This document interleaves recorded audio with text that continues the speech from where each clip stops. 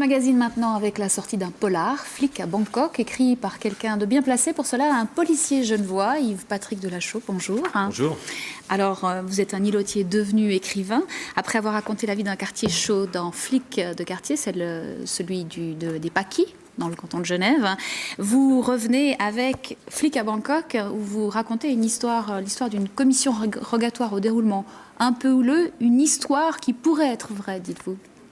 Tout à fait, c'est-à-dire qu'avec Flic de quartier, donc j'avais abordé les problèmes vraiment liés à une petite surface, à un secteur, avec mes expériences professionnelles et celles de mes collègues ici à Genève, et j'avais encore des tas de choses à dire. Et il est vrai que les policiers sont amenés donc à travailler à l'étranger, envoyés donc en mission, commission rogatoire particulièrement. Et puis dans cette aventure, j'avais envie tout d'abord de terminer un peu Flic de quartier avec une première partie. J'explique encore une intervention de grand banditisme qui se passe chez nous assez, je crois, intéressante.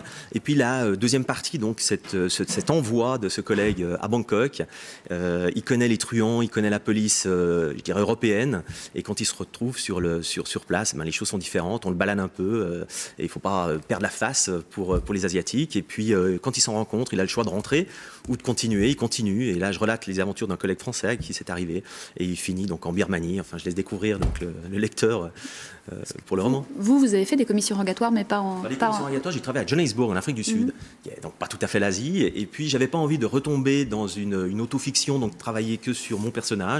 Je me suis dit, tiens, je vais raconter l'histoire d'un autre. D'ailleurs, pour le flic de quartier, j'ai parlé au tu, toi le flic de quartier, en m'exposant dans l'ouvrage, alors qu'avec Flic à Bangkok, je parle de il, lui, et lui, c'est un collègue. Voilà. Donc, mais je connais très bien la Thaïlande et Bangkok pour différentes raisons familiales. Alors vous êtes toujours policier, hein, vous travaillez au service psychologique de la police genevoise, comme formateur en éthique et droits de l'homme dans la police genevoise, c'est tout un programme. Hein. Alors l'écriture vous permet bien sûr d'évoquer certaines faces un peu cachées, je dirais, du métier, les doutes du policier comme les travers quand ça arrive. Hein.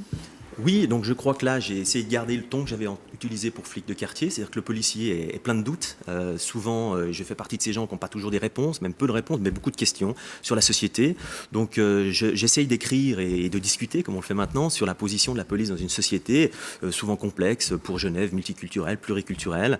Et mon intérêt, c'est de se dire, ben voilà, les types, ils sont sur le terrain, sur le trottoir, ils sont envoyés à l'étranger, avec quel outil. Et à ce moment-là, ben forcément, tout peut arriver. Et on est souvent, dans le métier policier, livré, comme d'autres professions, livré à soi. Et puis, à partir de là, on utilise nos ressources personnelles, notre ancienneté, nos connaissances du milieu. Et puis, quelquefois, si on est un peu fragile, il peut arriver donc, quelques dérapages ou quelques problématiques. Mais en tout cas, l'important pour nous, c'est de poser des questions, de chercher peut-être à y répondre, d'être encadré. Enfin, bon, il y a différentes choses que j'essaie d'aborder dans ma littérature, que ce soit de roman ou que ce soit académique. Alors je rappelle, Flic à Bangkok, c'est paru chez Zoé sous le titre de Patrick Delachaux, c'est donc votre deuxième prénom, votre nom d'écrivain. Patrick, exactement. C'est schizophrénique, mais enfin, voilà, c'est comme ça. Merci beaucoup. Merci.